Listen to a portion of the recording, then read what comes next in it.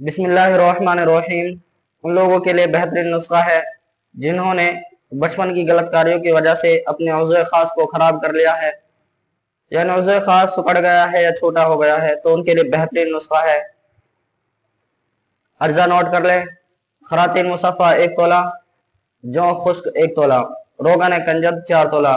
पहले रोगन कंजद को गर्म करें, उसके बाद दोनों दवाओं को उसमें डाल दें और इतना गर्म करें कि आग लगने के करीब हो जाए। आग नहीं लगने देनी है। फिर उसको उतार कर ठंडा कर लें और किसी शीशी वगैरह में भर लें। रात को सोते वक्त 20 से 30 बूंद डालते जाएं और खुश्क होता जाए। कम से कम 15 मिनट करनी है और रात को सो जाना है और सुबह उठकर हल्के गर्म पानी से धो लेना है।